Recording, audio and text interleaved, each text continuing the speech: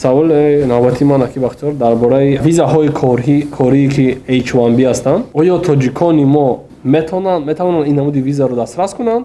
اگر ها چگونه کمی معلومات درباره همین H1B ویزاهای کاری چه خبری آماده میتونن همین بدهید؟ تشکر. بسیاری نفرها حضور گفته شدن که آیا در امریکا کار کرده میشه یا نه، یعنی نمودهای رسمیش هست یا نیست. البته هست و این برای این چیز رو دسترس کردن این امکانیت رو با روادیدهای کاری که یکی از همونها این H1B ویزا هست. عموما کمتر تاریخ H1B ویزا رو گفته گذاشتن در کار. H1B ویزا Specialty Occupation ویزا میگوین. این یعنی شما یک تجربه مخصوص دارید که کارگرانی که مثلا نفرانی که در امریکا هستند همون رو ندارن.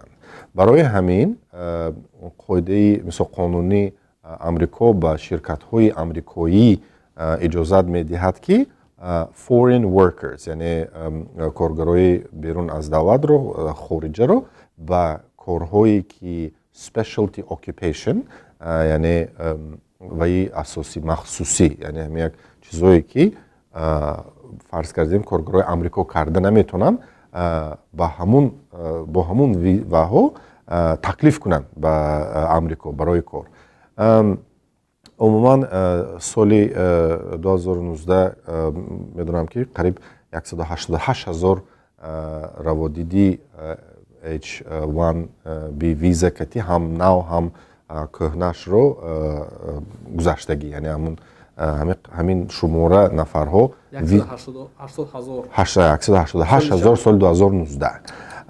یعنی این امکانیت میدهد برای فرض کردیم هموطنان ما که یکان تجربه مخصوص دارند که کارگرایی یا که نفرهایی که در امریکا هستند همون چیز رو ندارن، با همون واسطه به شرکت‌های امریکا مراجعت کنند و با همین روادید آمده فعالیتشون رو در امریکا دوام دهند.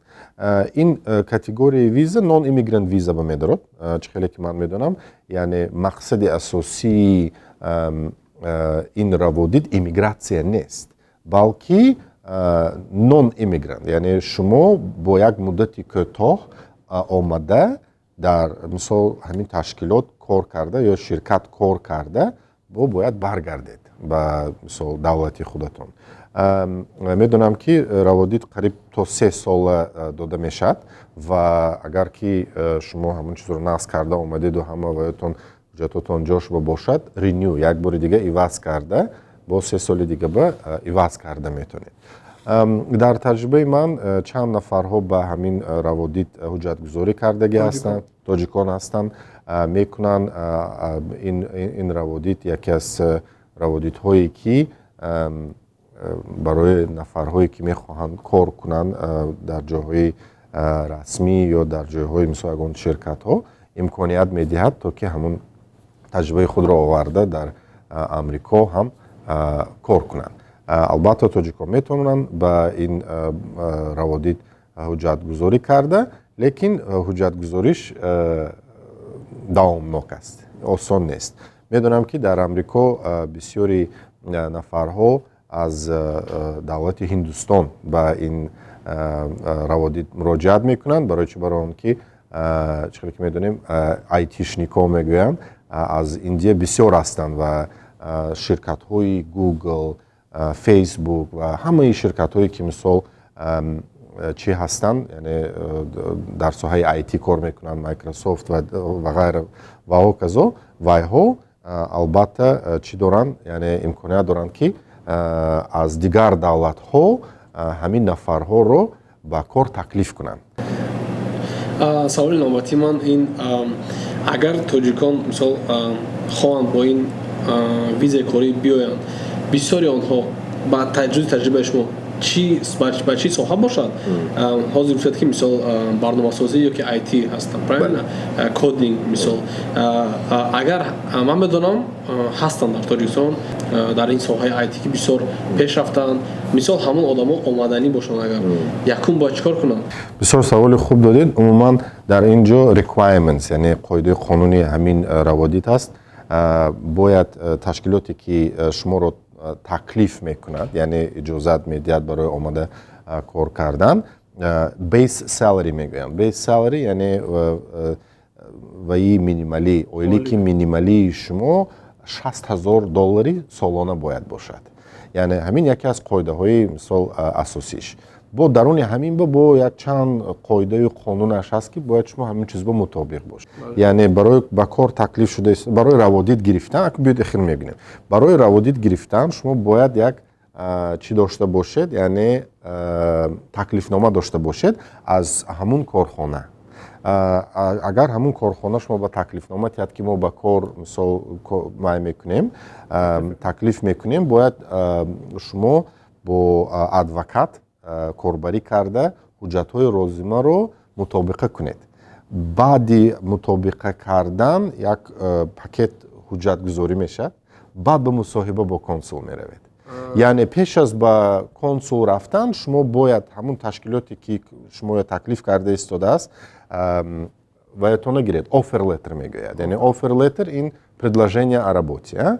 мисол якум мисол қадамаш албатта мисол фарз кардем Собирҷон аз Тоҷикистон мехоҳанд ба инҷо омада кор кунанд. аввал якум бо воситаи интернет ё Google ё ки мисол ягон шиносашон бошад ё ягон вайашон бошад, кордиҳандаро аввал кофтукоп кунанд. интервю мегзоранд, бале леттерро мегиранд, коғазе ки мисол таъсис ки мо шуморо ба кор таклиф мекунем, оиликатон ҳамин қадар аст, коратон ҳамин рӯз сар мешавад. бале ана ҳамун чизро гирифта бо адвокат, яъне бо юрист консултант кор карда ҳамаи ваҳои лозимаро гузашта, қоидаи қонунҳое ки ҳаст, мисол аризагузорие ки ҳаст мутобиқ карда, баъд ба консулгарӣ барои гирифтани раводид меравад.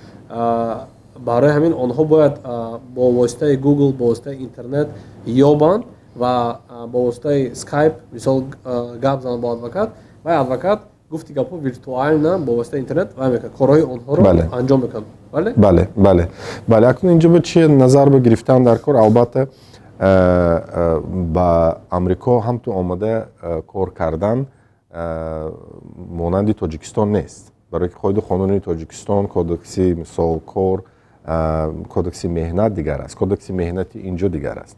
агар ки шумо мисол фарз кардем барномасоз бошед ё ки донед ки ман мисол ягон вай дорам, skills дорам, ягон навыки дорам ки ҳамин чизро ман метавонам истифода барам, албатта қадами асосӣ ҳамин аст ки ту оё ҳамунҷа рафта кор карда метавонӣ. албатта мисол донистани забон лозим аст, донистани мисол баъзан вайҳо ташкилотҳо аз шумо як тест мегиранд, яъне ки мисол оё забони англисиро медонад ё не. яъне агар ки яке аз қоидаи мисол қонунҳои асосии мисол ҳамин барнома ин аст ки ваи дорандаи дипломи бакалавр. яъне агар шумо дар Тоҷикистон бошеда ақаллан дипломи бакалаври ки ба дипломи бакалаври амрико мутобиқ аст дошта бошед, баъд шумо ариза дода метавонед. агар ки шумо донишҷӯ бошед ё ки агар ки шумо мисол ягон дигар ҷо хондагӣ ҳамин чиз ба мутобиқа набошад, ҳуҷҷатгузоритон бисёр қиин мешавад. барои ҳамин шумо бояд чӣ кор кунед? якум аввал ҳамаи он талаботе ки ҳамин раводид дорад ё талаботе ки кордиҳанда мисол гуфта остудааст омӯзед. яъне хеле як мисол имрӯз гуфтам ки ҳаман пага амрико кор мерам гуфтан ин гумон аст. шумо бояд якум чӣ кор кунед? якум таҳлил кунед. оё ман ҳозир барои ҳамин амрико рафтан, барои мисол кор кардан чӣ дорам ва чӣ надорам. агар ҳамун минимумашро дошта бошед, ҳуҷҷатгузоритонро сар кунед.